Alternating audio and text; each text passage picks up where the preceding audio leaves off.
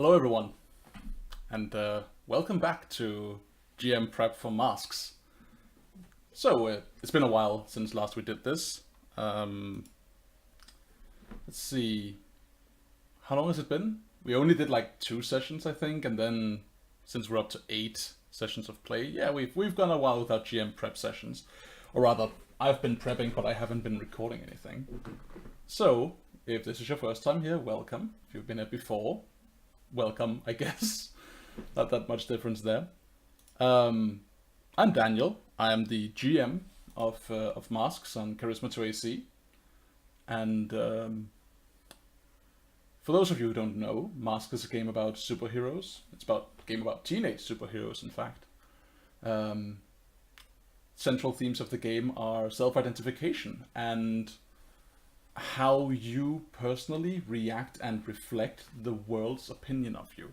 It's about what society thinks you are and how that affects you. So that's the gist of Masks. Now let's talk about what we're going to be doing today. Now, typically, when we prep Masks, we just do some like basic legwork to prepare ourselves for the coming session. However, this time we need to do some more stuff. We need to clean up because, let me just show you something. This mess right here, that mess is very disorienting to work with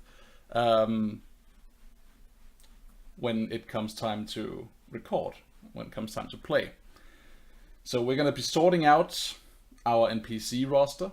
We're going to be cleaning up the different entries. We're going to be cleaning up our hooks, our NPCs and our custom moves, get rid of what we don't need and clean up what we think we might need or what we want to be different. So, let's just get ready for that nonsense.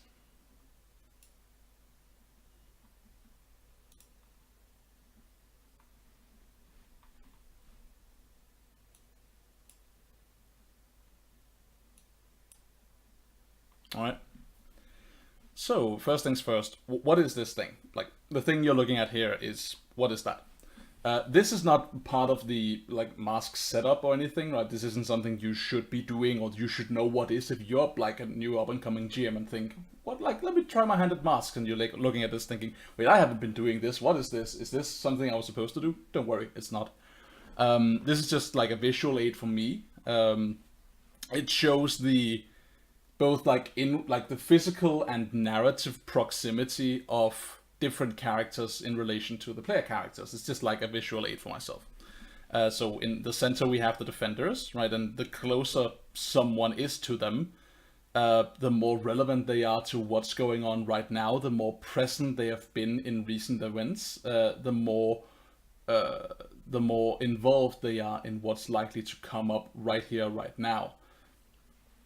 And the more people I have in this inner circle, like the more cluttered I feel the narrative is going to be, right? So ideally I want to have a few select people in the closest proximity, which would indicate that there is like a sense of focus, there is a sense of direction for the players. They are occupied by a few important things rather than them being like all over the place. And since you can see now, we have a bunch of people in the close proximity, which is non-ideal, and we need to, ideally what we want to do is, through play, emphasize a few and pull the rest out into this second sphere, where they're somewhat close and somewhat present, but not immediately important and attention demanding. And the outer ring here is people who are, of course, like even further away from current events. Now, to be fair, just because someone is out here doesn't mean that they are not important, nor that they won't be mentioned in a given session, nor that they're not at the forefront of the characters' minds. It just means that in the combined scope of of the fiction and of the characters and of the practicality of where are these people actually in the current framework of the story, they are distanced because we have not yet closely started to approach them. So you can see like Black Raven is out here, for example. Black Raven is the nemesis character of our doomed character, White Sparrow. And Black Raven is immediately and always and keenly important to White Sparrow. Always. But she's still out here in the outermost ring. Because even though she is the most significant in terms of the supervillains related to White Sparrow particularly, her fictional proximity is less than other characters, right? Like, these characters in here are characters who we've recently interacted with. Characters who are of, like, recent and immediate importance. Whereas the characters out here are still threatening and still important, but can be nebulous.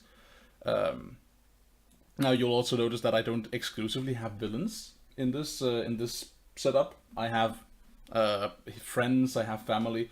The important thing to note here is that the people I put in here are people who, in some way or respect, obvious or non-obvious, I want to use, or I could use, I guess, to engage the players and their opinions of themselves, right? So the new exemplars, technically, like, kind of friendly, maybe like hovering around like friend rival area, right? Not like they're not buddy, but they certainly don't have bad relations.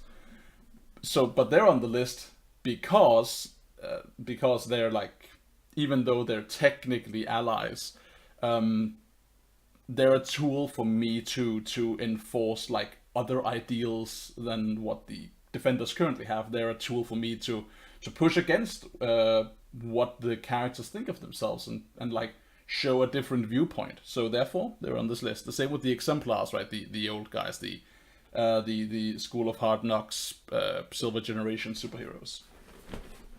Silver and Bronze, I guess. Susan Ramirez hovering out here as the J. Jonah Jameson to our Janus character. But yeah, we have two new additions to this list as of last session. You'll notice we have Wisecrack in here, and we have the Cowl here. Wisecrack and the Cowl, of course, if you saw last session, you know this, respectively intended to, of course, allude to the Joker and Batman, being that last session coincided with the death of Mr. Adam West. I wanted to involve a Batman character in the setting immediately. I don't know, for sympathetic reasons. Like, I don't know what exactly drove me to make that decision, but I wanted to. So here they are. What else? Yeah, color difference. Blue ones, it's just a visual aid for me, but blue ones are characters who are presently imprisoned or who are under control, so to speak. Red, Mist out here is just to remind me that the heroes haven't interacted with her yet. Mist exists and has had an impact on the story, but it has been entirely hidden, and the character's not aware of her. And the yellow ones are characters who, as far as my understanding of the fiction goes, the others don't hold to be a threat to them in like a identity kind of way. Let me just fix something.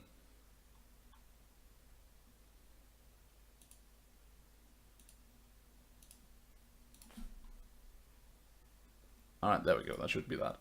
So, Monica Le Fay, as we know, the younger sister of Morrigan Le Fay, definitely like an up-and-coming villain. They have had encounters with her powers, although they don't know it to be her exactly.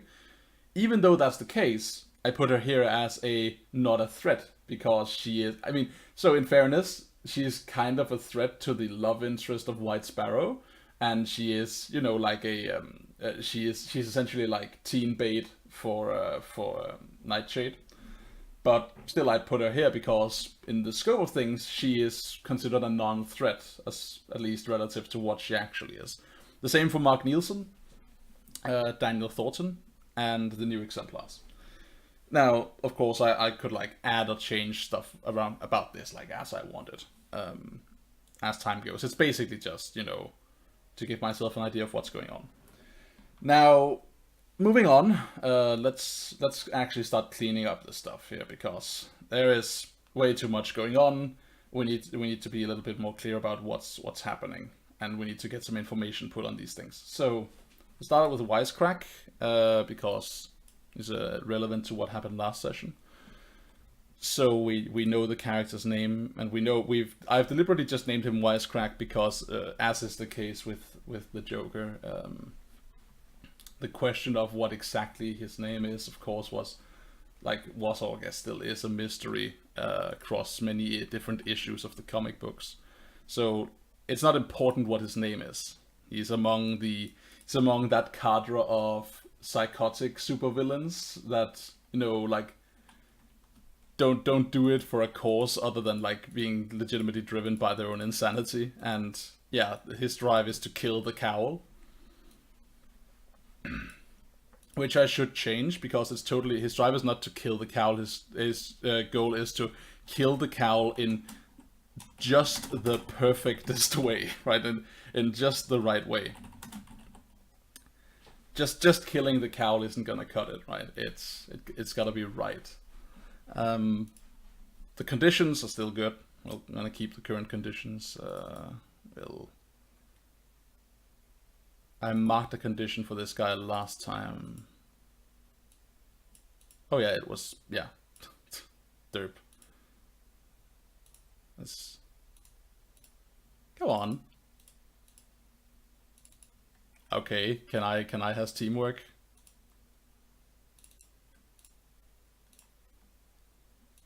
Alright, fine. If you don't want to cooperate, then I'll just do this myself.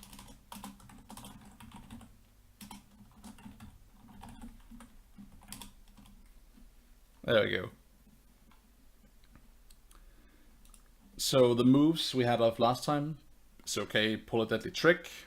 Reveal a trap that endangers the innocent.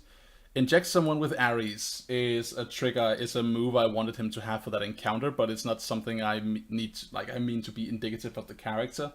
The Ares serum is not a tool in this character's toolbox as an iconic feature, but more that it's related to the involvement of other bio-industries that factor into the current chain of events.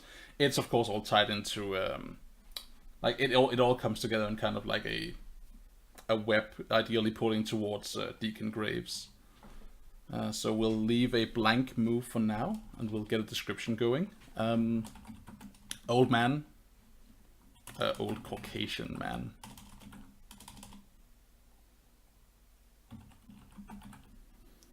What is he like ideally like when he's not camouflaged as a woman wearing a wide-brimmed summer hat and sunglasses? What does this guy look like? I imagine him being like having thinning hair. Let's get like a thinning hair, crooked nose, and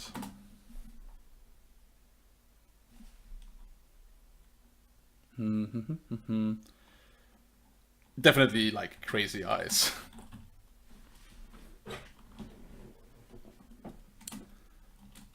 What about costume? What's the costume of a character like this? No, I know what you're thinking out there. It's not a purple pinstriped suit. I want to say like a lab coat or something. Like something to that effect.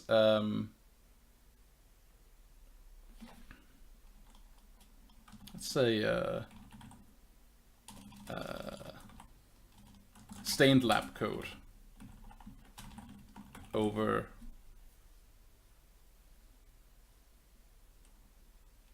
what?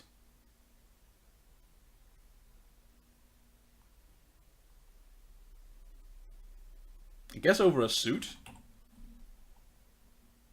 Yeah, why not? Like wear a lab coat over a suit for some reason. That kind of like looks right in my mind's eye. Any kind of specific kind of suit. Not just say like a regular gray, like a regular suit.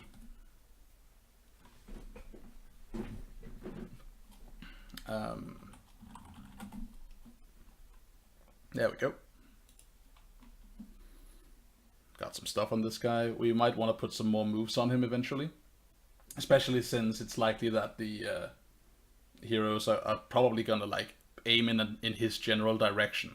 I imagine Nightshade at least is gonna push for going after his friend, right?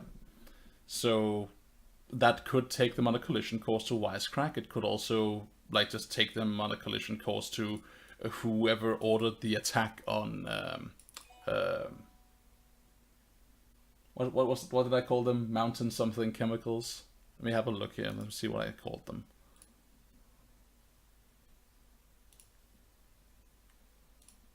I was tripping over this name like mid-session too, which is always a bad sign.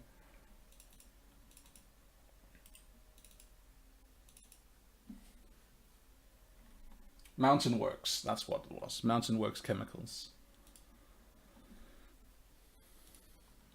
We have an Ares alpha form here, which is, I guess we should like, we should keep this, but we're just gonna make it Daniel Thornton, and we'll make a new entry for an Ares alpha form, but we're just not gonna use it as like a typical villain. It's the Ares alpha form is more like it's a result of villainy than it is a villain in itself, right? So.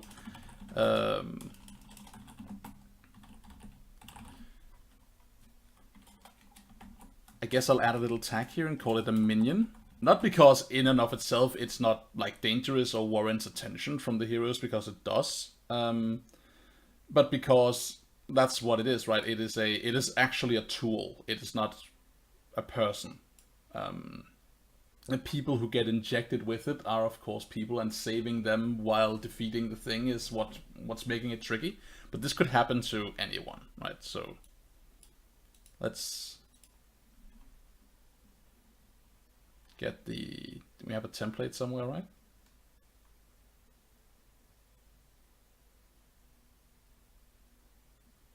Really? I don't?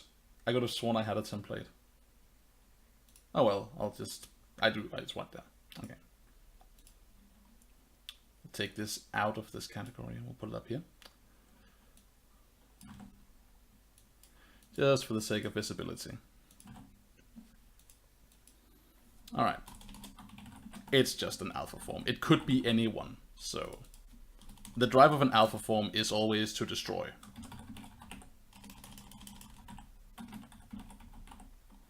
To destroy with furious anger.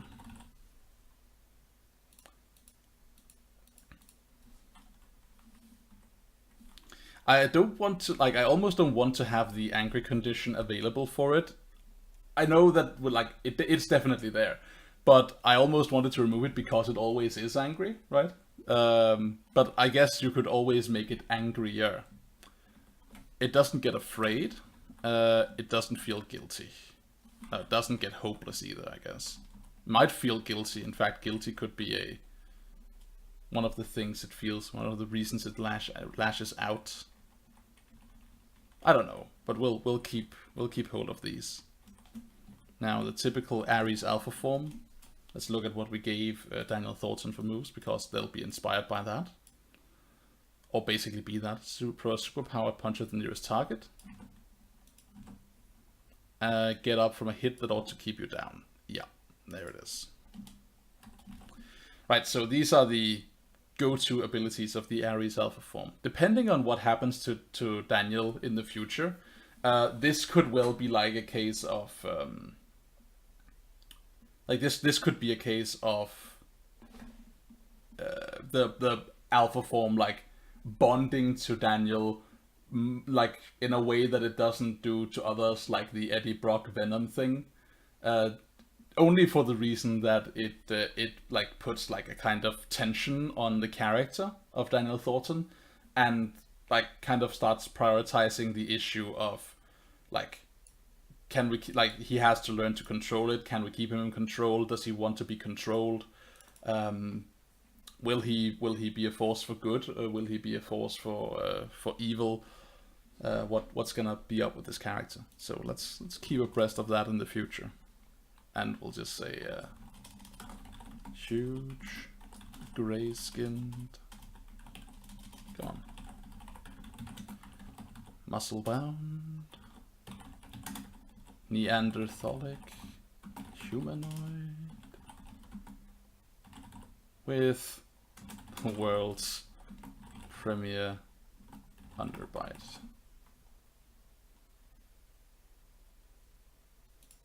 Boop. There we go.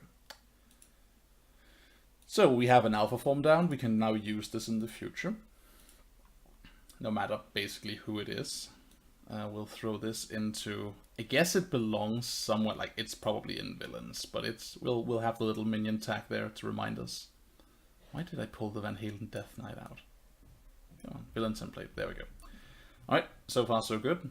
Wisecrack, Daniel Thornton's also down. We don't need to mess with Daniel now. He's what he can do is not important until in the future, right? Because right now he is in the alpha form. He's subject to the serum. Whatever happens to him happens to him. But if the heroes can save him and like pull him back and get him help, the way that will evolve in the fiction is what we'll decide then. So until then, we'll just keep looking here. The Van Halen Death Knight is absolutely also a minion. We are gonna throw a tag on that. Again, it's not that it's not threatening, it's that it's not interesting. It doesn't have the human element that we want for our villains, right? These things, even if they attack, even if they attack our heroes, are not going to challenge the way they see themselves outside of the characters themselves reflecting off of them, right? The alpha form is not gonna tell one of the heroes that they're like, you're just kids, you should pull back from the streets and go to school, right? Because one of them is a death robot and the other one is like a screaming ball of rage. So that's why we give them these tags, is because they're not gonna do that. Diana Nielsen. We don't really need to fill out anything about Diana Nielsen. I feel like she exists. The threat that she presents is of course very real. Especially to Vigil, who is of course basically like getting charged with kidnapping by her. So we should, maybe that's the thing we should do actually. We should make a couple of custom moves in this session also. I'm just gonna give myself some notes here.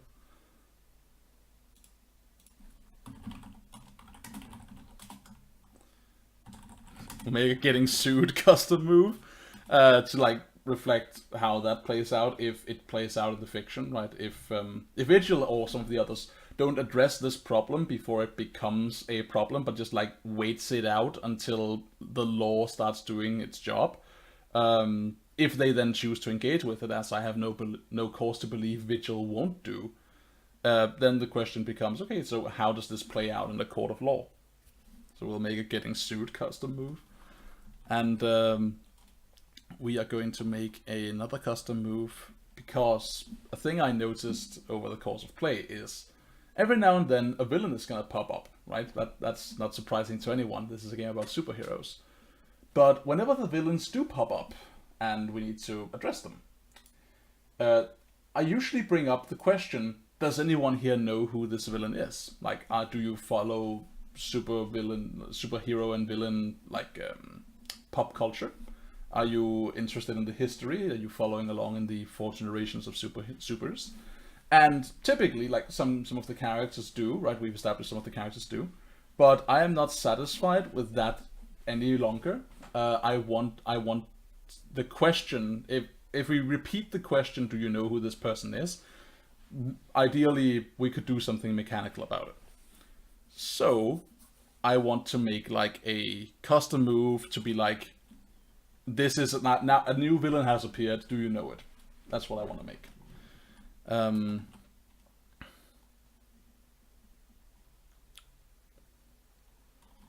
We can find out a new name for it later, but name this villain, right? Or hero for that matter.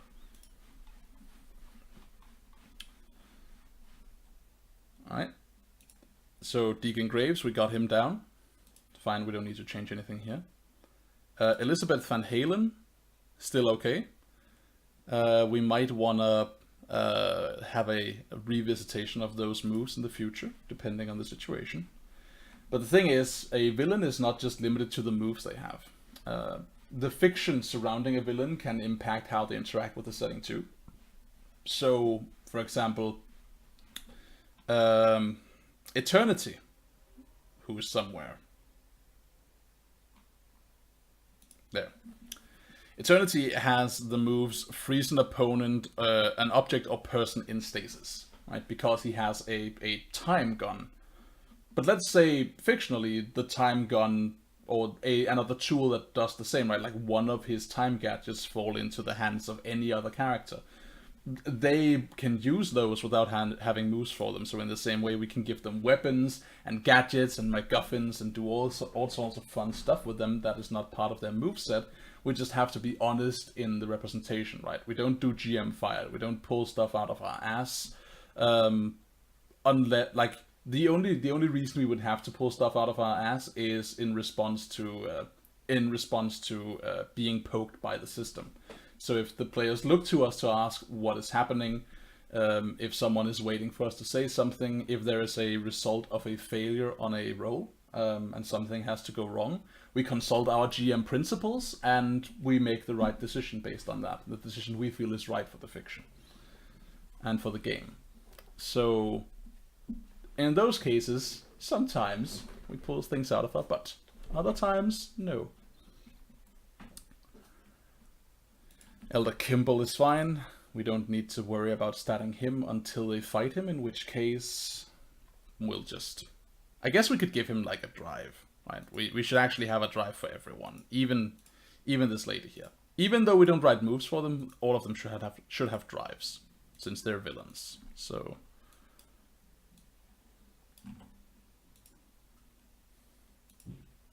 Whoops. There you are. Alright. So, yeah. Her name, as we know, is Diane Nielsen. Diana Nielsen. And her drive... What is her drive? Let's bring up our little reference sheet here, just to get some inspiration for drives. To bring justice to the guilty, to create and enforce order. To create and enforce order is definitely it.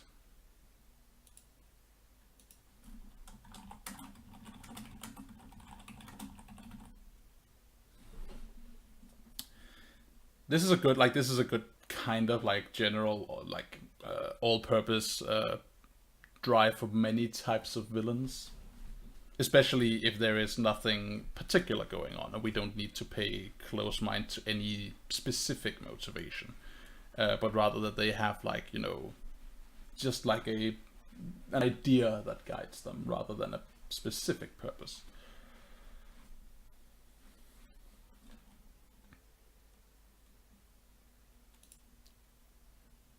To control those who are too dangerous. Kimball. Let's give him something to go with here. I don't know what his name is. Eustace. His drive is to maintain the traditions and rules of the order. He is the square. He is the... You damn kids, you can't do that. You don't get to do that. You have to respect our proud traditions and conform to the thing we've been doing for hundreds of years. Never mind your individuality or anything, right? He's that guy. So, I mean, he's that just basically like defines most adults, but you know what I mean, right? He is that with respect to the vigil. Fost. Yeah, drive to serve and protect. Makes sense. Pala, pushing others to excel. Keep people informed and aware of threats. She just happens to very militantly consider Nightshade a horrible threat. And actually, so about that. I'm gonna try my best to remember this. I need to like make a little note in my GM notebook.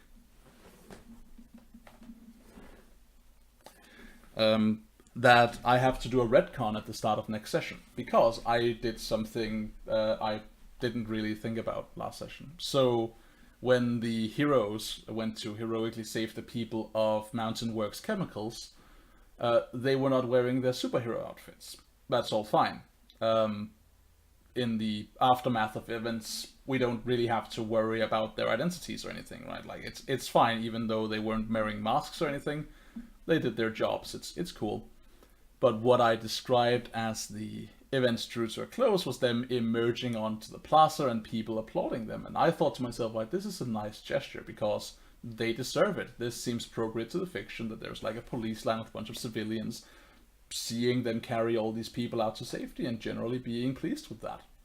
But they weren't wearing their outfits. So me asserting that in the fiction puts kind of like a pressure on the heroes being like, oh, so I guess everyone now knows your secret identities, right? Like, oh, don't know them, but everyone has seen you now, which I don't want to force them into. So I'm going to do a retcon at the start of next session and be like, so maybe you kind of like went out the back door and this little applause thing didn't happen, but maybe there's like a nice headline in the newspaper tomorrow about a group of heroes saving these scientists. Just, not to strain the fiction or unfairly say to the players, haha, your secret entities are out in the open. So, Susan was done. Whisper doesn't have a drive. Whisper should have a drive. God, Whisper is a character I want to bring back because on one hand, she kind of represents the superhero establishment, right? She's a member of the New Avengers. On the other hand, I always kind of imagined her as being like very idealistic and not necessarily want to bend to peer pressure that easily. So I think she's like driven by like some kind of ideal that superheroes should be doing superhero stuff, and that's what she's here to do.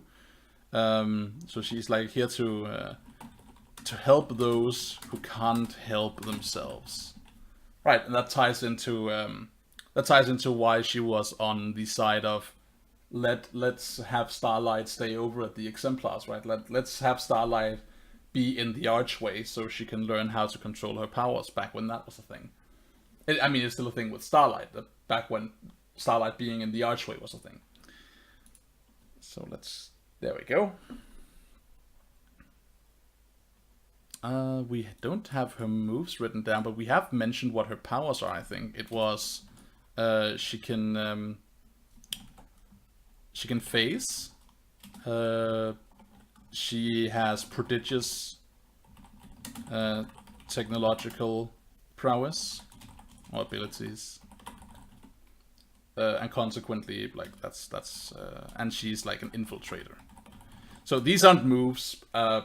Keep in mind, like, I know these are under moves, these aren't moves. These would be horrible moves. Because they don't do anything. What these are just to remind me what this, like, space this character operates within is. And then we'll work from there. And she doesn't have 5 conditions. She's a kid, for God's sake. Just 2 or 3.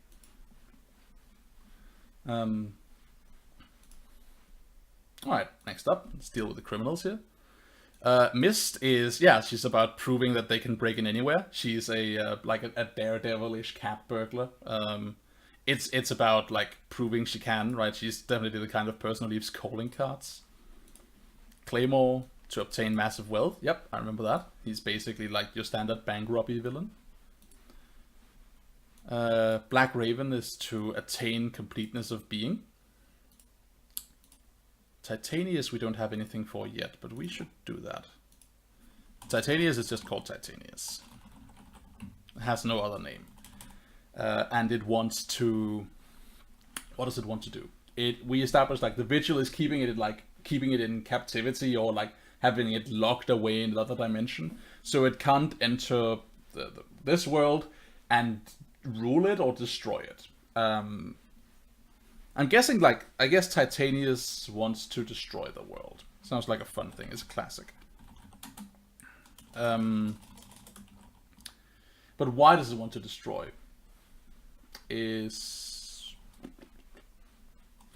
I guess it's because it's an enemy of the lady in the lake, right? And that's why her guardians are doing this. So I guess it wants to, it just wants to destroy the world. We don't need to be like, it wants to destroy the world because once upon a time, a post officer slapped its child across the face and then it became really angry, right? Because it's a super-powered, extra-dimensional being and we don't have to tie human motivations to what it does, right? It's like asking, why does the shocker do what it does? The answer is because it's scary.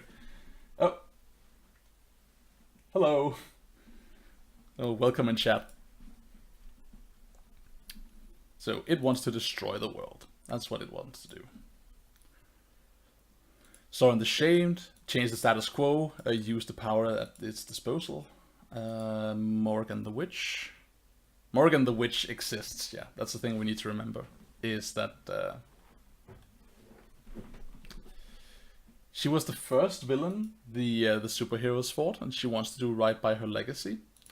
Now, I think we talked about this in an earlier GM session. One thing I kind of want to do with Morrigan and with Monica Le Fay is to, by virtue of the black magic being practiced by the witchcrafty family that extends all the way back to Morgan Le Fay, is to have like Morgan Le Fay's evil ghost piggybacking on them generation to generation.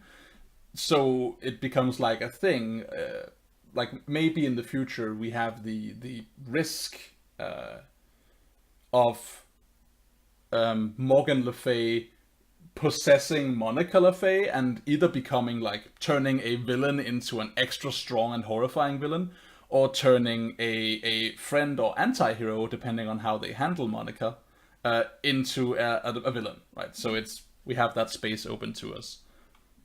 But there's no need to write anything up for that right now, because it's easy enough to remember. Eternity is in captivity. It rhymes, so it's true. And Monica is, we have she is well enough fleshed out as is. And she wants to help those she loves, which of course is her family, but who knows? Future is a big place. Alright, so the characters are done. We have them categorized well enough. We have the super villains, the super criminals, and the regular villains. We'll keep the villain template out here. Get the characters all sorted out. We have the... Okay, so everything is kind of as we want it to be now. I guess we could sort this alphabetically. There, makes it easier.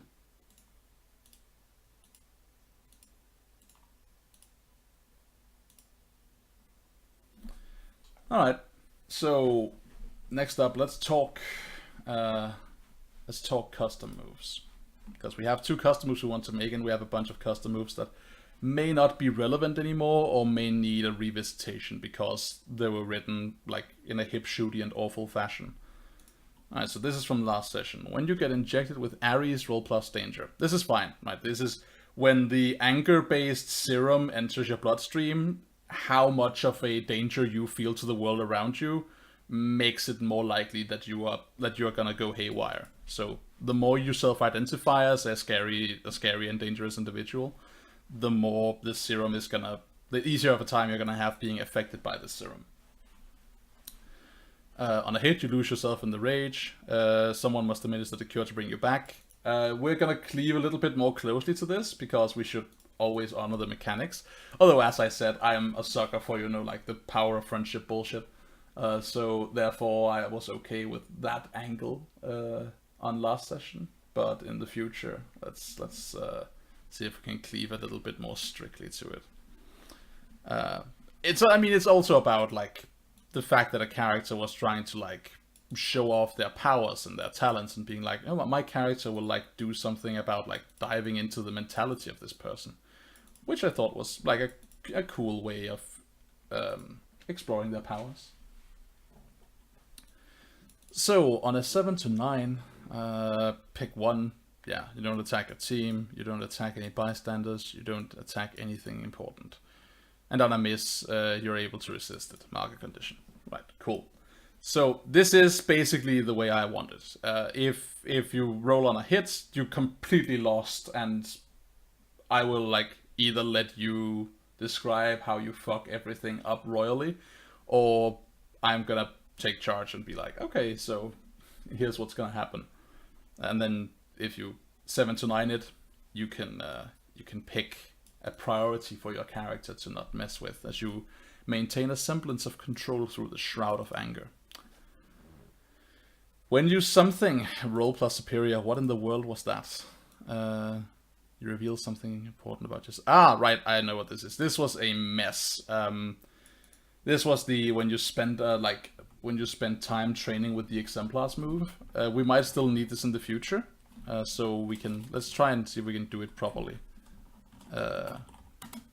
When you spend time practicing with the exemplars,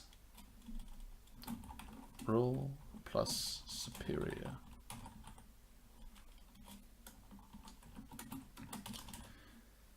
Alright, so what does this move do?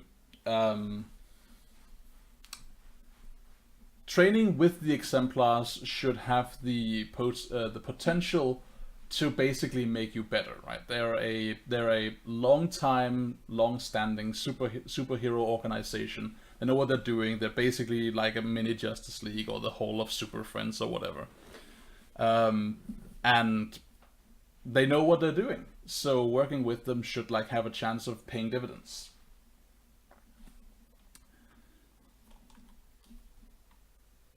So yeah, we have something here that's like that. So we want there to be the potential for marking potential. We want potential to be a thing. What else do we want to be a thing? Definitely that leave a good impression thing I think is important.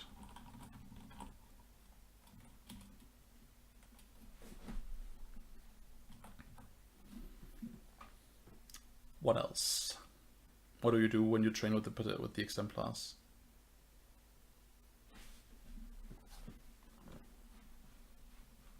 See if the book has anything to say about this. So if you're playing masks, if you have the book in front of you, there is a section on custom moves at the end of the book, starting at page 197, that you can use for inspiration. So let's just see if we can find something in here.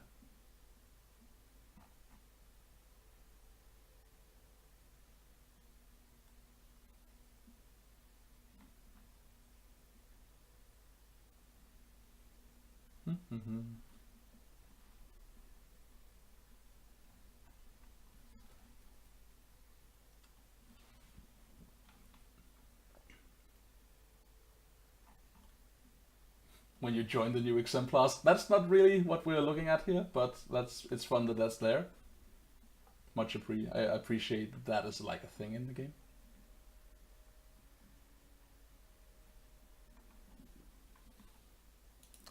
I don't know, maybe it's not that much more complicated than what we have here already.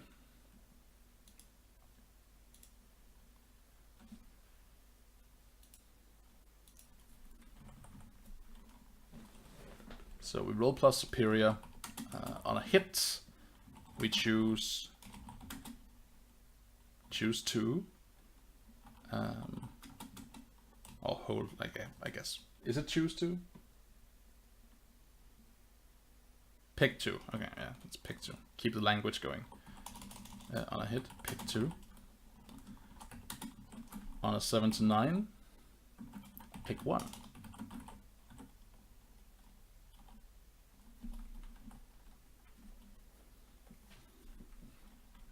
And on a miss, it's in my purview. Right? We don't need to specify a failure because there are very many ways collaborating with a team of superheroes could go wrong. So we'll just leave it in the purview of the GM principles and the GM moves. So when you train with them, you can pick 1. You feel yourself improve under their tutelage.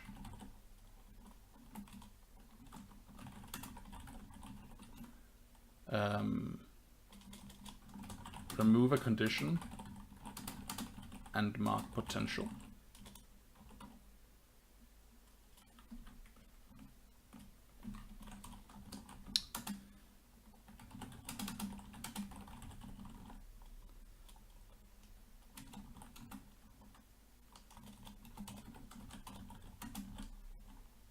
You leave a good impression on yeah, let's just like keep it. You leave a good impression, it's fine.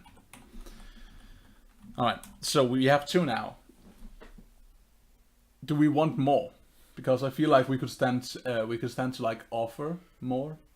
So you can still like only have 2 options, but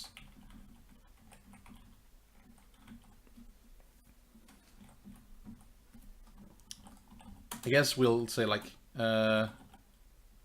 show them your value and leave a good impression. You show them your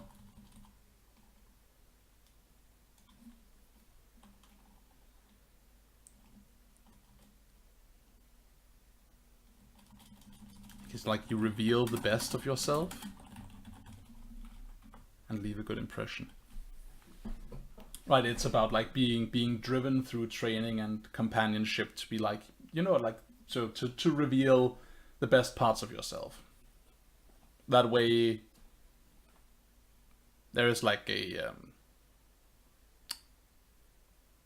fictional grounding to like what ties into leaving this impression.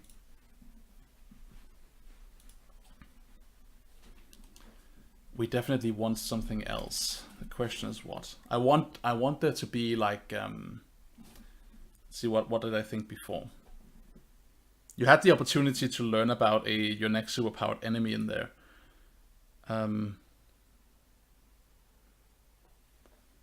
This could tie into the name this villain move that we're gonna build.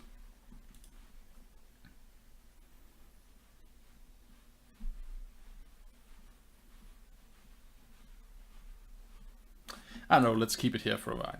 We'll leave it here, but we'll add a little ellipses here so we know we're not done with it. There's no need to sit here and obsess over it if we can't get any headway. And we'll just leave it for now. When you purify the lake, still gonna be a thing maybe, like it could happen again in the future. We'll leave it here in this raw form. But this is also a mess, and we need to make this better. Vigil security, that was okay.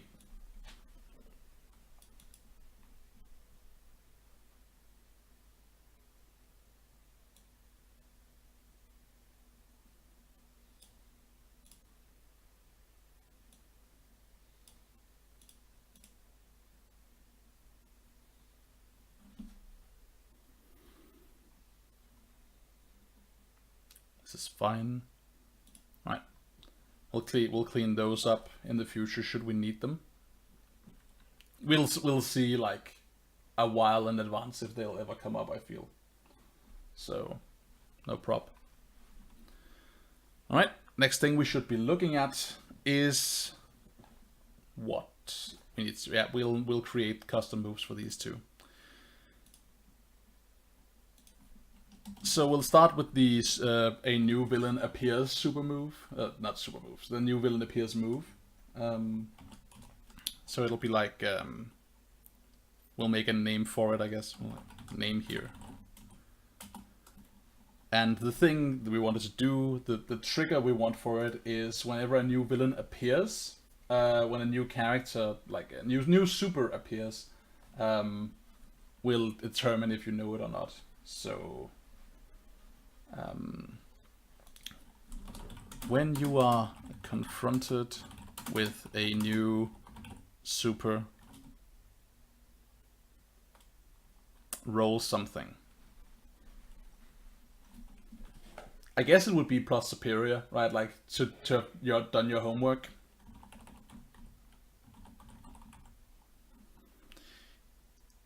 Or is there a role involved in this? That's the question, right? Like, I don't know that this is necessarily role territory. This could be a non-role move. Um,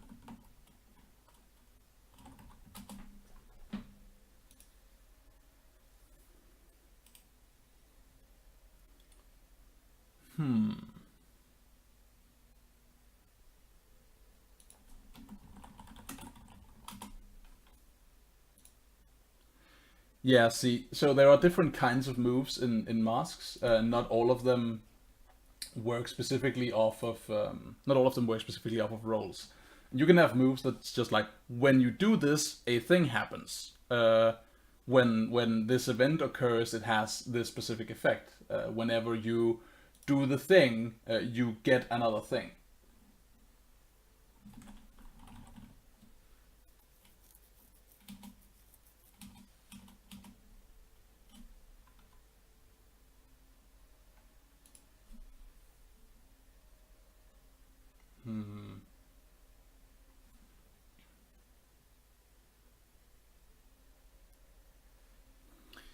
Yeah, I feel like maybe that's what we do. It's not about like necessarily rolling, because there's a bunch of stuff that can be uncovered about a character already, right? We have assess the situation, we have pierce the masks. There is already stuff the characters can do to get to know what they're looking at. What we're gonna do instead is we're just gonna make this move as follows. When you're confronted with a new super, ask your GM. Actually, don't ask your GM.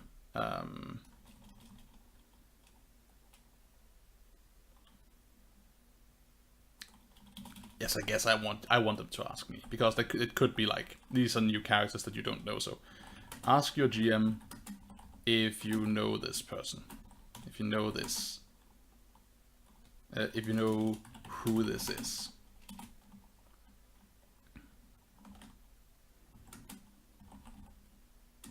If you do,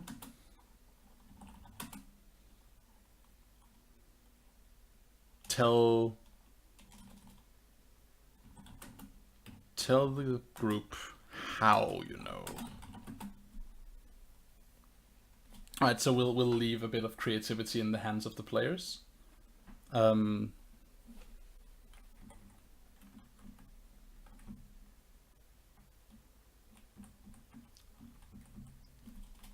We should also like add some more impetus to this, so it's not just like, do you know who this is? Yes, you do. Okay, and then nothing else, right? We should give like a like there should be a basic handout here. So it's like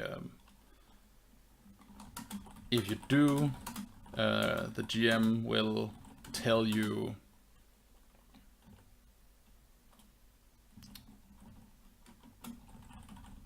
basic information about the super, and then we'll say tell the group how you know this.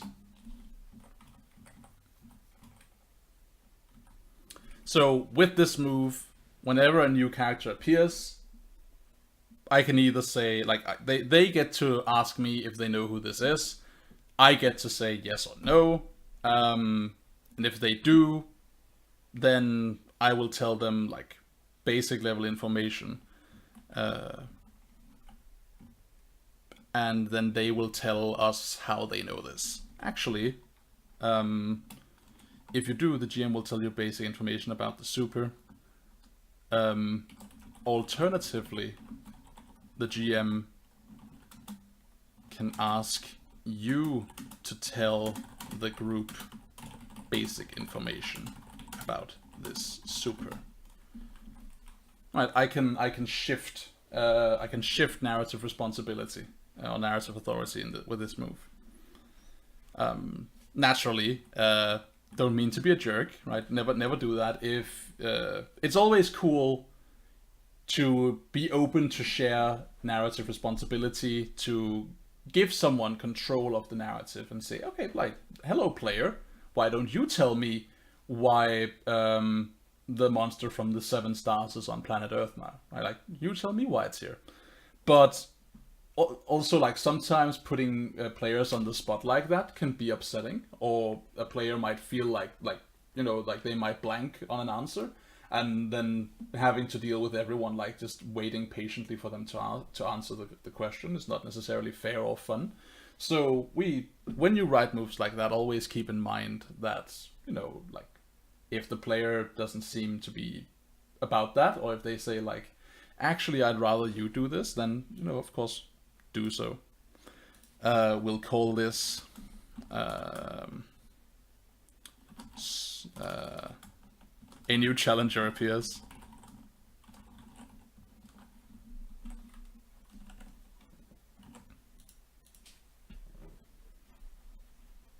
It's not necessarily a challenger, but I hope you get my drift. Then there's the getting sued thing.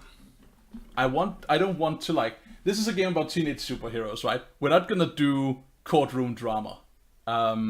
We are going to acknowledge courtroom drama, and we are going to fictionally have it exist if it must, if it becomes relevant to what the characters want and do, which it seems like it's gonna. But we're gonna resolve the drama quickly.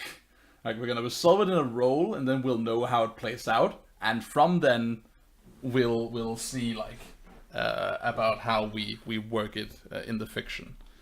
So this is we want this to be like more of a general move that can be used in those specific circumstances where this could happen again. So when you stand trial, or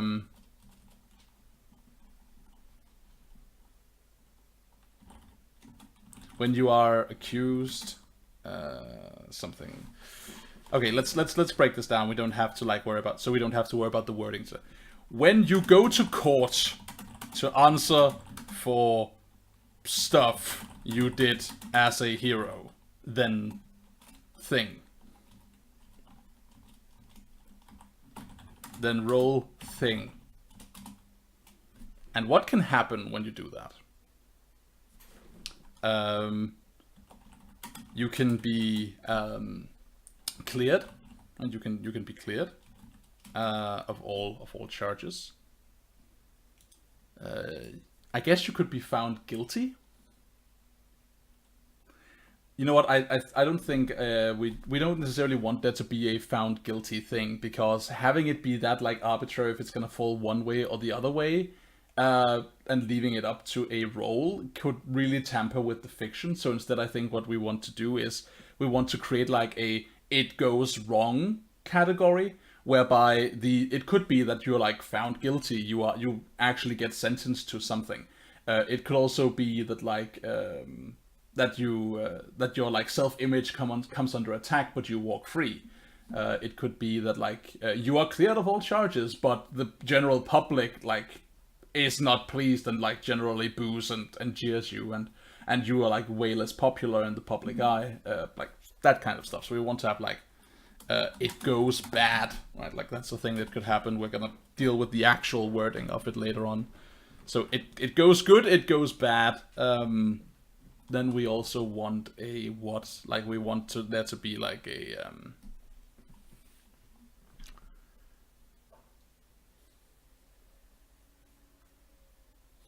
could have like it goes really bad. No, let's not do that.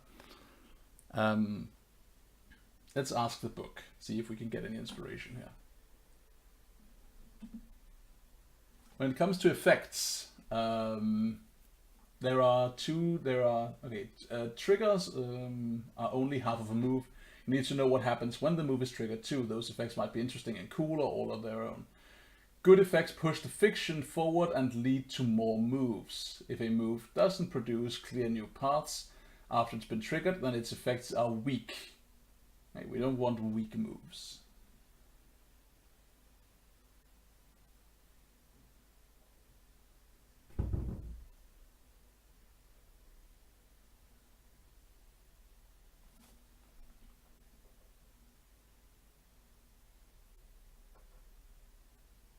All right. So we want there to be the results of this move either has to prompt more moves from the players or prompt moves from me, or at least create a situation in which I'm set up to prompt a move. So we have that here, right? Like this is a GM does a thing, like pulls a move.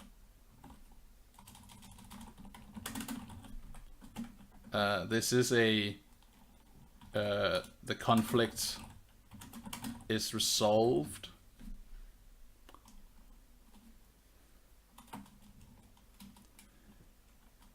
Then we want there to be a, like, you have to make a move thing, right? Like there's, or do we? We want there to be like, yeah, we have a, it goes well, it goes bad.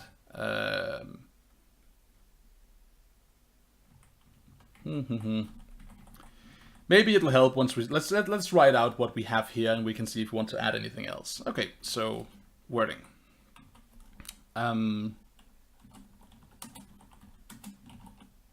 you stand trial,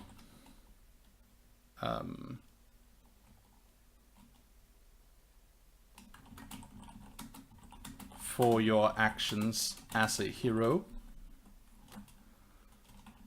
roll something. What do you roll? There should be some way of doing this right. Like it's basically easier for some people to do it than others. I don't know if it's mundane, right? Like appealing to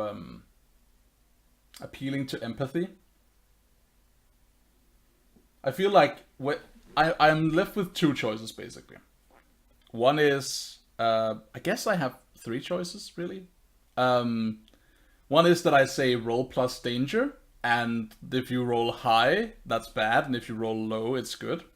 Right? It's like we could turn it on the character and be like, the more the general populace views you as a danger, the more likely it is that this is gonna go bad.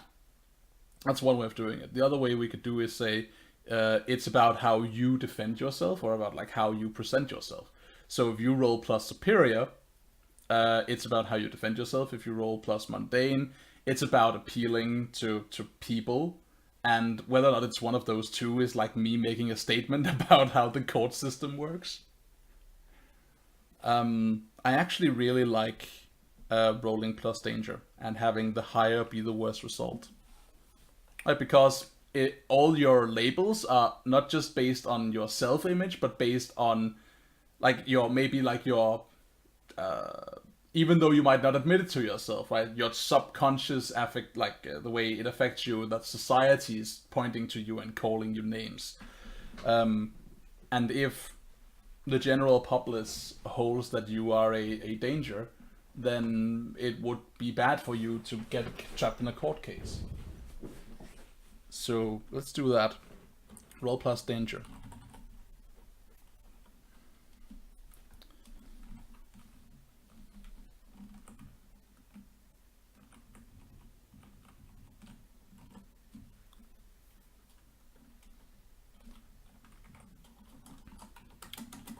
So in this case, it is gonna be a on a miss. You go free. You go free with no problems. You're vindicated and you go free. Actually, you should definitely take influence over the person who charged you when you do that. So let's say like we know what the miss is now. Let me just pull this out here because I'm starting to get annoyed by the dimensions. Okay. On a miss, you the court rules you are vindicated.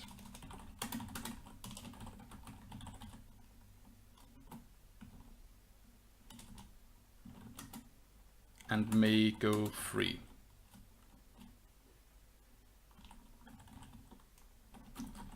Take influence over the person who brought you here.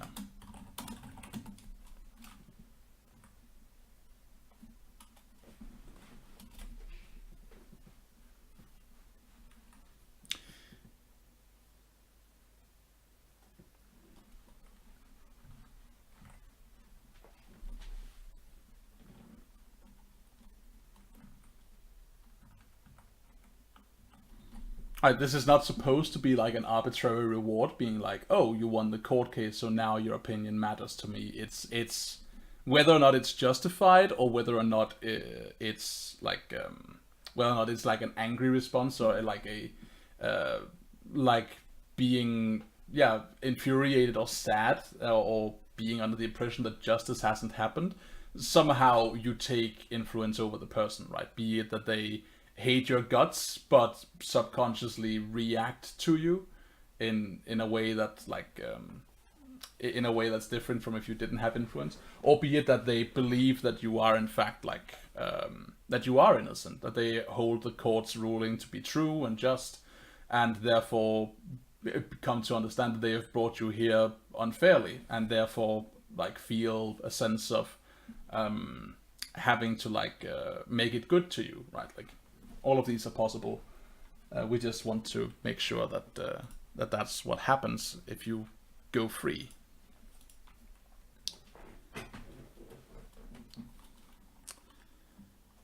And then that means that we can make some. So we generate the failure conditions as pick a number of things. So on a hit, pick 2. On a, maybe we have us on a 7 to 9, maybe we don't. Let's say like what is options for when things go bad. What could go wrong when you stand trial? The public don't like you. The public hates you. Your image suffers, I guess is what it is. Your image suffers in the public eye. The GM will adjust one label up and one label down.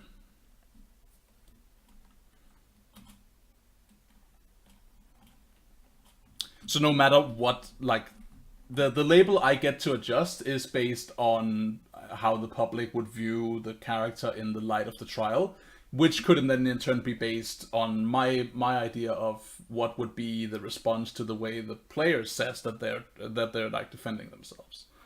So that way we have an open fiction, but with a clear failure. Plus the like adjusting your labels is basically it's the secondary effect. I realize that it's like when we talk about the character's self-image, it's what's of primary concern, but like the broader scope effect here is the public reaction in the fiction, right? Like it becomes a fictional element that we can push forward with. What else can happen?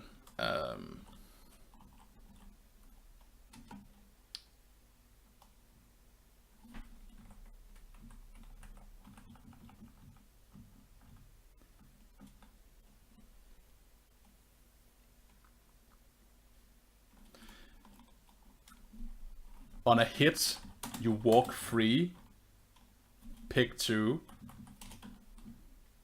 On a 7 to 9, pick 1.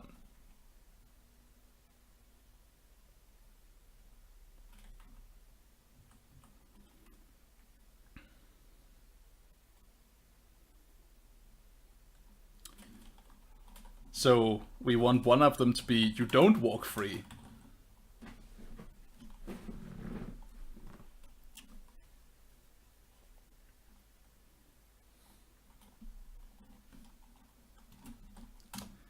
So this is not necessarily you are trapped in a cell for an amount of time and you can't play the game, haha, right? That would be bad. That's not fun. So we don't want the move to end up like that. Not unless it explicitly happens as a result of fiction leading into fiction. So it becomes like a prison break situation with the team breaking them out. But not walking free could be many things, right? It could be you are trapped in whatever prison, right? That could be a thing. But it could also be something like you have like you get like a supervisor from Aegis who you have to like report to, or like you can't leave this or that area, or you have to like be monitored constantly or something like that, right? There are many ways to like trap a character and like put them into a framework where someone is exercising control of their life without it being that they're in a small windowless cell. So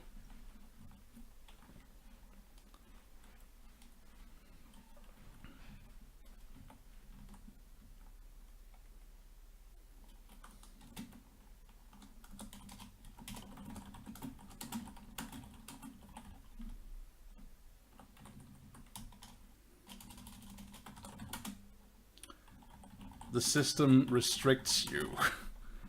The GM will tell you how. Let's see. This can take many shapes. Imprisonment.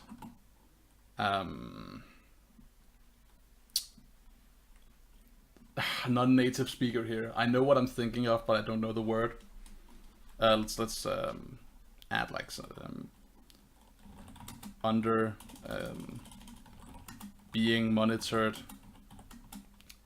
by an agency.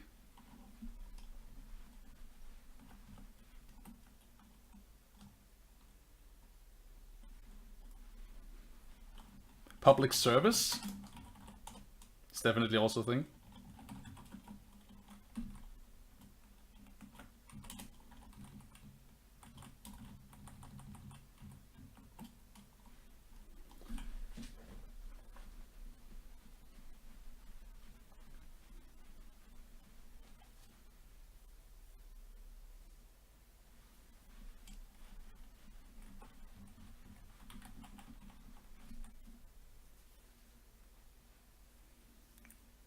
What's that other thing I'm thinking of? It's you're not imprisoned, but you can't like leave a certain area. It's not house arrest, but it's something to that effect. Let's say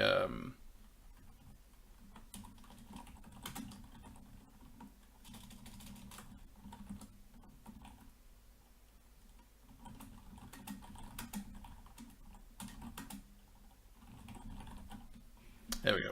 The system restricts you. This can take many shapes: imprisonment, public service, being monitored by an agency like Aegis, or some other form of oversight. So this basically becomes a fictional responsibility. Something that needs to be dealt with. Either by just passing through it, or by proving yourself, or whatever, right? And what else? What else can happen?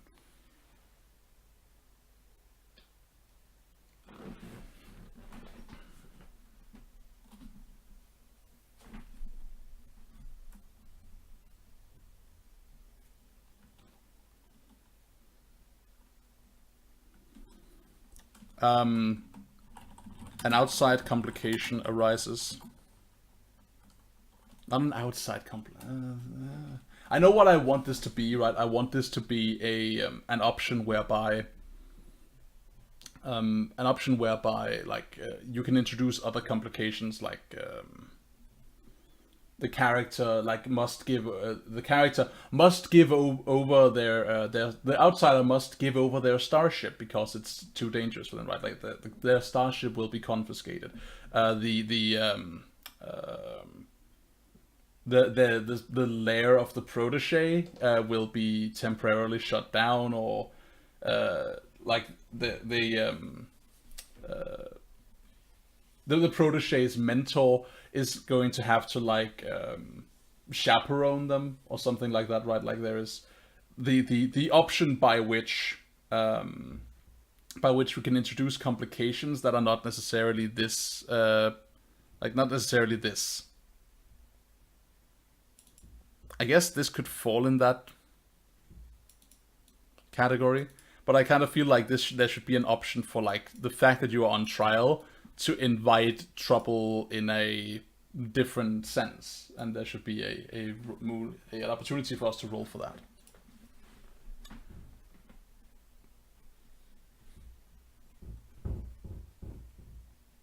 One second.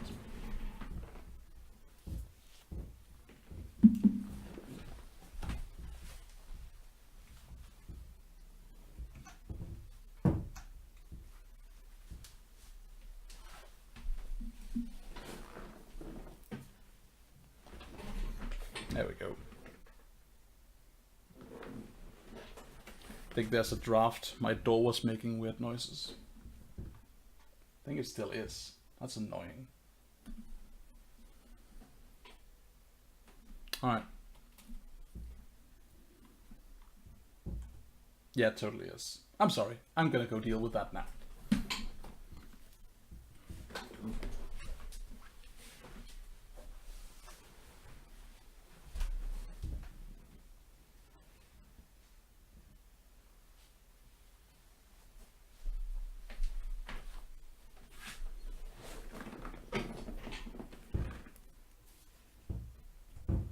God damn it, that resolved nothing.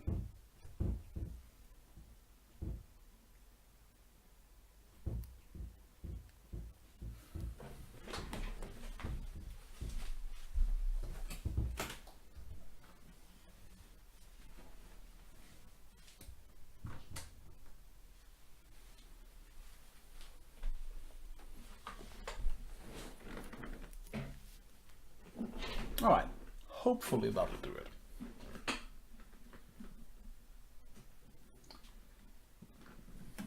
Alright, so what else is the complications that can arise from this court system thing?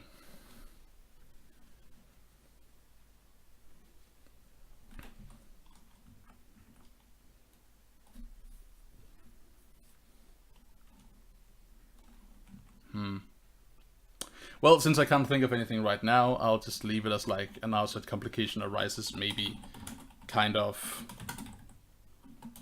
consult later. And on a miss, you are completely vindicated.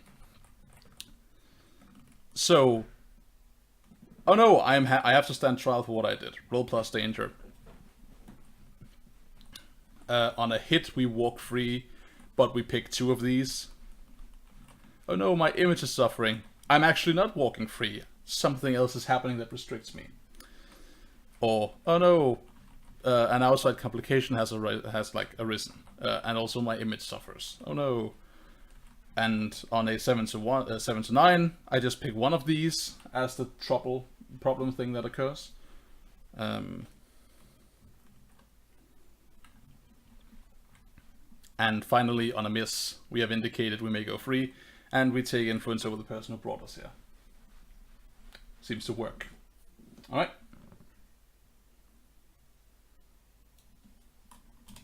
We have this mess. Don't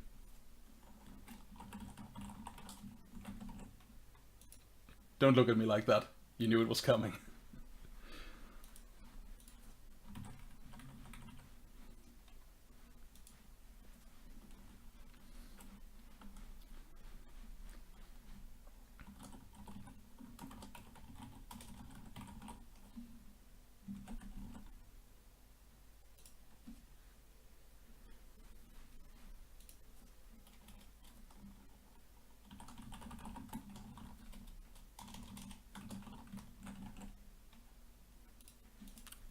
What else will we name these things?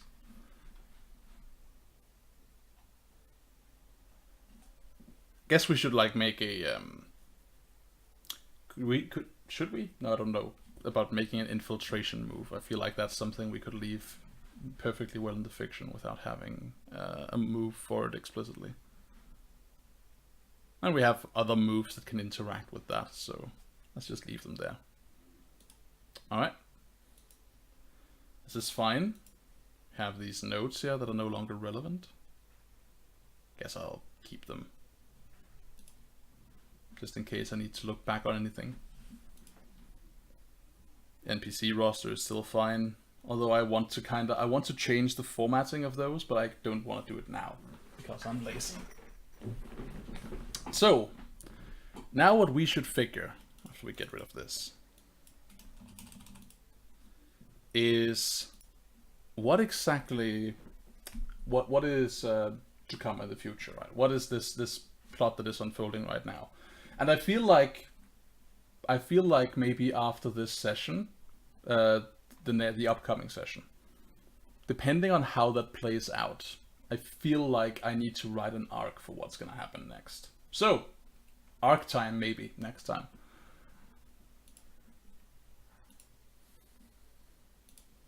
let's actually go into this, and we'll start making a list here of things that might happen next session.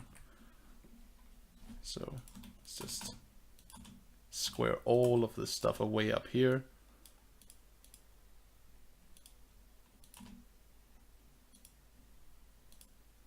All right. So this session, the upcoming session, let's think on what balls we have in the air right now. So, Mark is trapped in his mind due to drugs, which is because of Graves and Diana.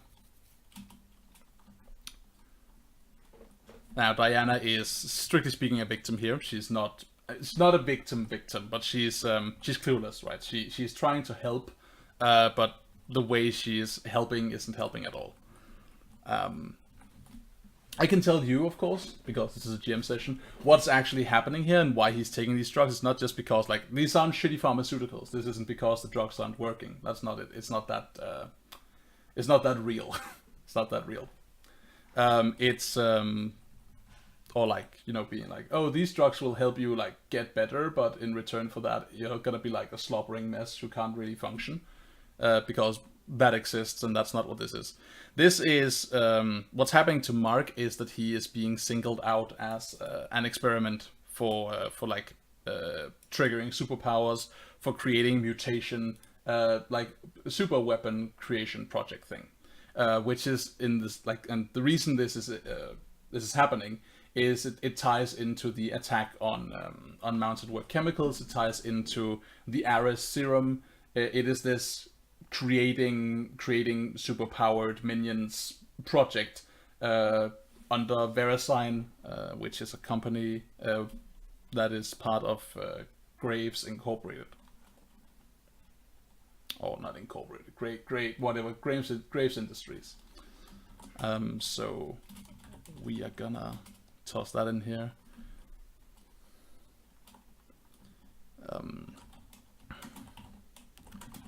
Prepping him to become a... Well, let's be honest. Prepping him to become a villain. That's what it is. It could be turned around, but it's not sufficient. The drugs are a scientific attempt to create superpowers and super soldiers. There we go. For Graves Industries via VeriSign.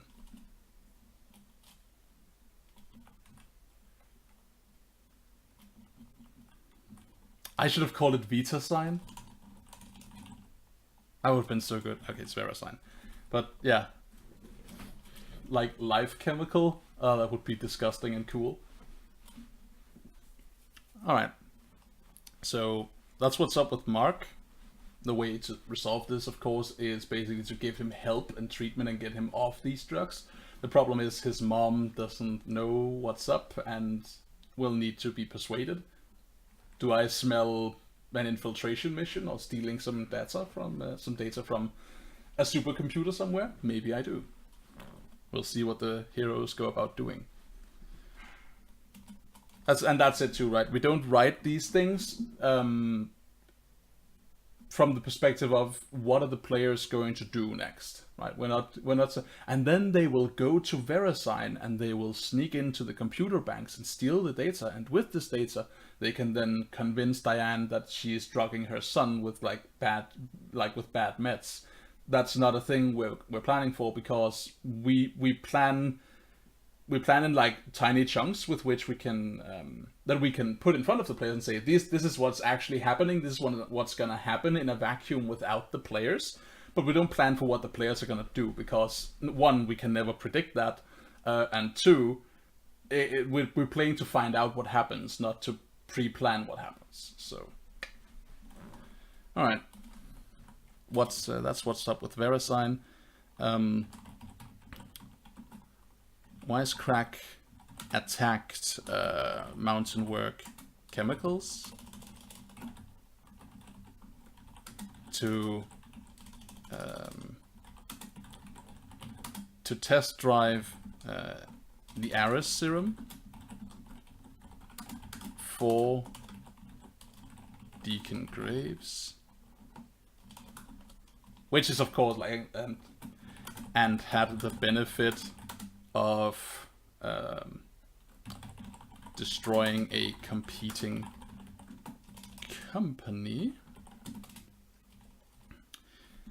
Now, the thing we saw with the Mountainwork Chemicals thing, the room that Wisecrack broke into and synthesized these 3 canisters, one of which was destroyed, that created the blue mist thing, and he then escaped with 2 of them. That is gonna tie into being like it's a Segway chemical, right? It's an agent that has been developed by Mountainwork Chemicals, and that he is now like also being paid to like bring to VeriSign, so they can use it to improve their super weapon creation project. Trick, of course, being with Wisecrack is, since he's our kind of Joker villain, is that you don't just pay him for a job, right? He's not a goon for hire. There is something more to this, and what exactly that is, what his own vision for this chemical is, I don't know. I just know there is one, and we'll leave it in the future for like what could that possibly be, but it's not gonna be good news for anyone.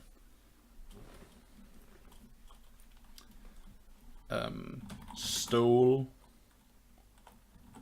newly synthesized experimental chems for VeriSign use in their super soldier project. There we go. All right. What else is going on? What else is up in the air? Let's have a look at our list here. See what actors are moving about. Monica LaFay, yeah, as we established, Monica was not super jazzed about Deacon Graves and has tried to attack and kill him on 2 occasions. This is done on behalf of her coven, I think. I think they are not like particularly jazzed about what he's doing. And what he is doing, of course, maybe that's what we should write first, is that the entire gala job, the attack on the gala, was staged to prompt a civil war between Radia and Kundat.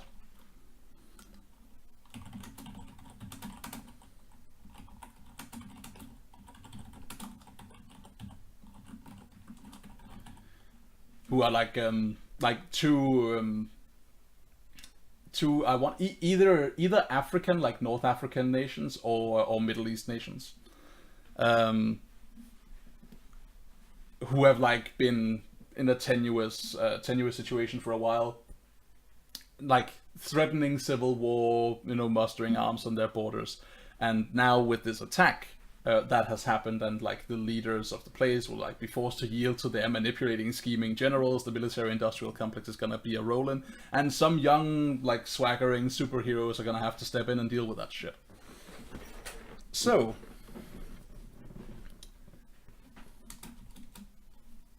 this is of course so Deacon Graves can sell weapons to both sides and control the outcome of the war. There we go. I am so very thankful that my group went ahead and named this guy the Lex Luthor of our group, because that means that like basically like the gloves have come off in the terms of what do I plan for this guy. Like I can just do anything that is tied to any kind, like no matter how ridiculous, anything that is tied to world politics, I can just be like, yep, this guy is doing something hella awful there because reasons. So long as I have like, and the only thing I need to qualify it is that it's gonna profit him in the end, which is great.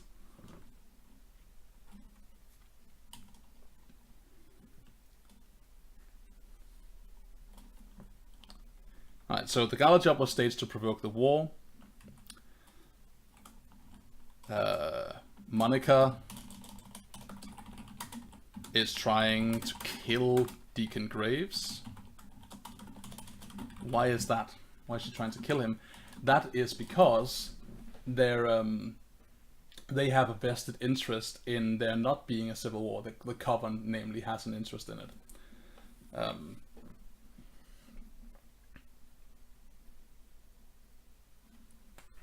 I haven't decided what that reason is. I just know it's there. We might actually want to dial it back. Maybe it's not because they have a vested interest in that. Maybe we don't want to like scale the Coven up to like being players in politics in that way. Maybe we want to keep it on the DL for like another reason. Maybe it's because they've just like had run-ins in the past.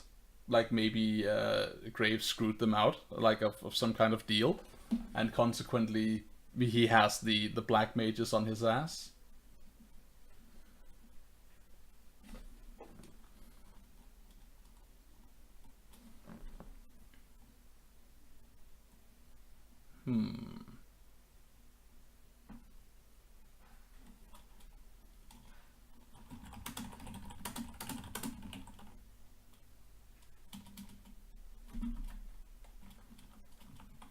Well, she is not trying to kill him because she wants him dead specifically, right? It is Morgan who wants him dead.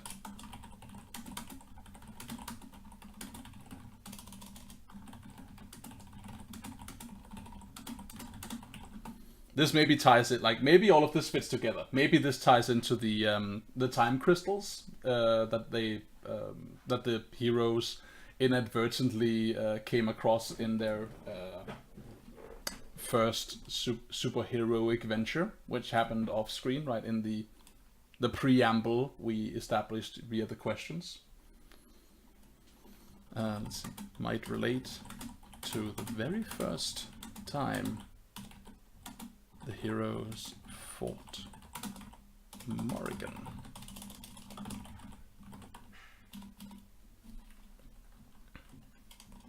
Alright, what else is going on? Colonel Van Halen absolutely has a horse in this race. She is all about there being civil war between Kundat and Radia. She's all about like tensions in foreign countries. Anything that gives the US an excuse to rack up their military and like pour more money into their black site projects gives her more power that she can then use to eventually turn around and aim her cannon straight at the White House. So she is gleeful that this is happening, and right now her focus is on cordoning off Halcyon City and trapping Diamond in there so she can get hold of her. So let's see, is supporting the provocation of war between Radia and Kundat. Wants military expense to go up. Want to be empowered and want a shot at the White House. There we go. But what she is doing right now, and her focus on that, right, is to get one of her more prized weapons back under control, which is of course one of the player characters. Section of Halcyon City and and find Diamond and bring her back under control. There we go. And yeah, there's no doubt, like, the entire arc of and the entire shtick for Diamond is like she's afraid that she's a weapon, right? That's her fear. That's what she's been taught to believe. And this lady is in charge of that, right? She is the the biggest and the baddest in terms of what has happened in Diamond's life. She's the cause of all evil. And she has come back for her property. So the entire attempt to by the other members of the team, by her friends, to lift Diamond out of this. No, you are not a gun. Like, get real. Like, you're a fucking teenage girl. Get with the program. Just be you, and don't fuss over like what other people want you to be. She's the antithesis of that, right? She's gonna be like, nope, get back in your sarcophagus and be deactivated. Like, come back to the lab. We're gonna wipe your brain nice and clean, and you're gonna feel nothing, and it's gonna be great, and you're gonna help me because that's what we made you for.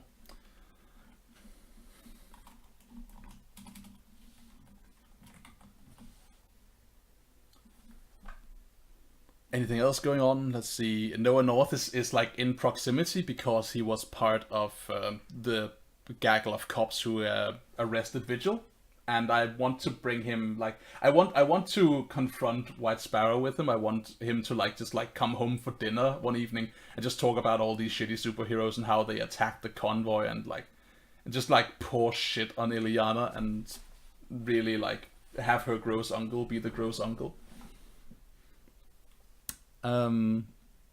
Pella is still a character I want to do stuff with, but like again, this doesn't relate to what is going on in the big picture. Consequently, I don't want to write a note for myself. It's like, remember to do this because it is chiefly important that Noah North like comes home and eats with a mouthful of hot dogs and like rants about how bad supers are. Because, as I said, I want to draw some of these characters out of the center circle. So if a scene is set up where it's ideal to have this happen, I will do it. If not, then no, we're not gonna bother and we'll let them float into the background. Palla, I kind of want a Palla and Diamond showdown because Diamond is kind of like setting up for it, right? And being like, things are not good between those two characters, and it feels like there's something that needs resolving there. So we'll address that maybe later on, and I will make a note about that. Palla and Diamond, not showdown, throwdown. Question mark, maybe. Mark Nielsen, definitely gonna be a thing. And what's gonna happen to Daniel? That's a good question. So, are there videos of the previous games? Yeah, there are. So you can find the entirety of Halcyon City Defenders on CharismaToAC. That's my YouTube channel. I'm gonna put it in the chat for you.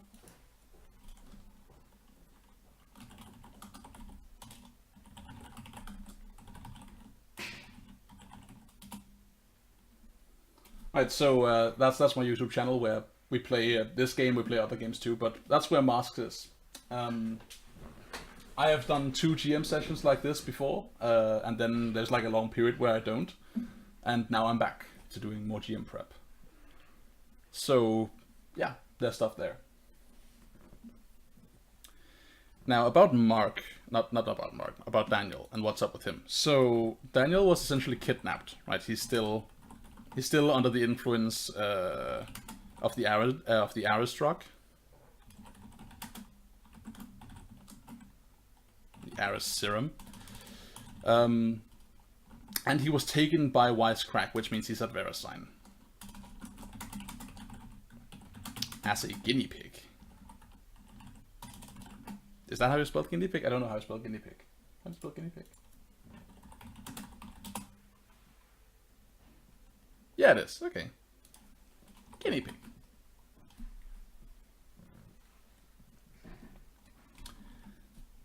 Now, I have 2 things essentially I can do here. One of them implies a lot of creepiness in the future, because so what I could do is I could keep him there and have like put it on Nightshade to be like, no, you need to go save your friend, or your friend. Well, you could not save your friend, but your friend is in trouble. Maybe you want to go deal with that. Maybe not. Which is, I guess, the better option, more superheroic option. But the other thing I'm thinking about is to have him just come back.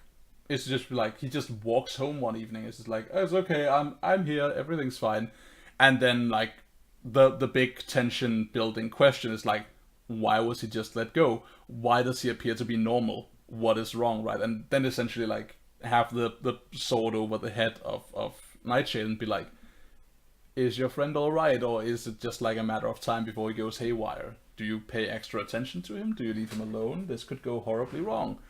But I feel like I can still do that without robbing Nightshade of the chance to be a superhero and break in there and break his friend out of Verisign. So I feel like that's what I'm gonna do. I'm gonna keep Daniel a prisoner, and then when they save him, we'll see if they can cure him. Will he be saved? And if they don't save him, of course, what's gonna happen is that we're gonna do the Venom thing, right? We're gonna be like, oh, it turns out Daniel Thorson was like the perfect like subject zero for the Ares serum, and it bonds to him in like some kind of superb fashion that creates an entirely new villain that I can then like throw into the mix. That the heroes can then try and see if they can like break through to him and make him a good guy, or break him out of his evil ways or whatever. But if they don't deal with this, I'm just gonna take this guy and like pluck him out of his role as a best friend for Nightshade and put him right back into the role of supervillain.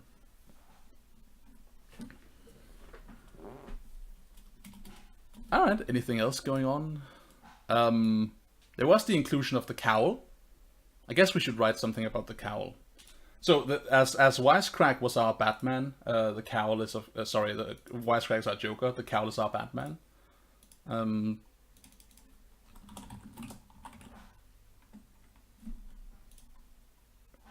It's not that I want... So whenever I make, and this is my opinion, of course, now, you feel... If you're watching this and thinking, let me listen to what Daniel has to say, because I'm taking advice for running masks. Don't necessarily take what I'm saying now as the complete truth, because I'm sure that you, very talented lovelies out there, could do something extraordinary with this idea, but hear me out. In my opinion, and as a rule for myself, whenever I want to make a character that alludes to an existing comic book character that I'm aware of, right? I could be making all sorts of characters that relate to someone I've never heard of, because there's so much stuff going on in comic books. But if I was ever to make a Superman character, or as I've done here, a Batman character and a Joker character, I want to intentionally try to keep them different, without different, but still alluding to their heritage, right? I want them to be cameos, so to speak. I want them to be acknowledgements of these existing superheroes without them taking the limelight, because it would be so easy to be like, here is a Batman. This character is now super important and badass, and like everything you guys do, he can do better, right? Because he's Batman. And while that would be true in a world where we acknowledge the fiction of Batman, it has to not be true in this setting, right? He has to be an adult superhero, and therefore better in every way except the ones that matter. When he has to be like, we have to be willing to make him like a shithead. We have to be willing to not make him like infallible. The same if we ever include a Superman, right, or a Wonder Woman or whatever. So the cowl is called... It's called... Not Bruce, it's called Bryce. It's called Bryce West. I'm sorry. No, that's definitely what he's called, right? Rest in peace, Adam West. He's called Bryce West. His drive is to... What is his drive? That's a good question. I mean, so his drive is definitely to protect people, or like to like drive out crime.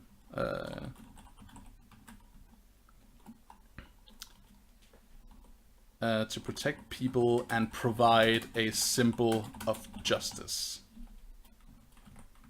Like, the simple thing is important, because this character is getting super old in the fiction, and it might come to the point.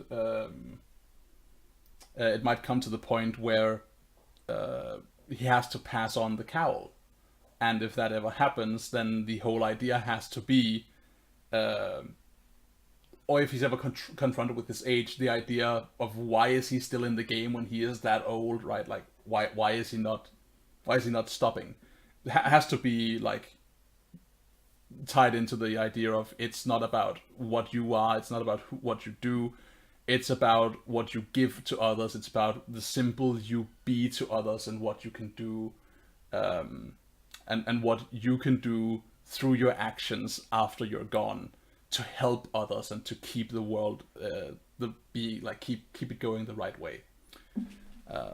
So that's the shtick for that character. A man can be killed, but a symbol is immortal.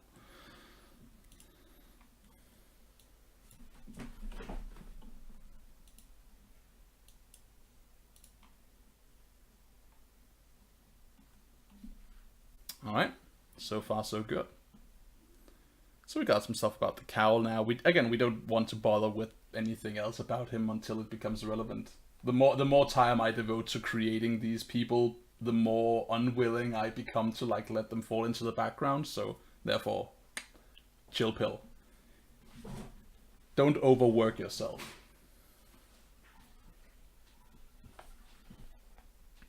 I think that's about it in terms of planning. There is enough stuff I feel in the future notes that I didn't save, maybe? Yeah, I probably didn't save them. Hooray.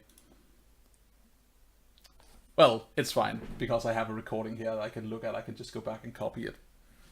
Anyway, in terms of what's going to happen in the future, I have enough of an idea of what's circling around the heroes presently. The defenders of Halcyon are going to have a busy time ahead of them. Not to mention all the problems on the home front. So that's good. We cleaned up this mess out here, which, let's be honest, needed a cleaning. So now that's done with. We've cleaned up some of our custom moves. I will commit more thought to finishing off the custom moves until next time. Because we did hit our head on a couple of walls here, so it's good to take some time out and just think about it. And depending on what happens next time on Defenders, Halcyon City Defenders, we may or may not come back here and write up an arc. And that's going to be interesting, because I think it's going to be interesting, I hope. Because I like the arc idea. I like that it's included in the book, and I look forward to giving you an idea and a look at what it actually is, because it's kind of fun. So, that's been all for GM prep for Halcyon City Defenders for this time. Our Masks a New Generation game on CharismaToAC. I've been Daniel, and thank you very much for tuning in. See you next time. Bye.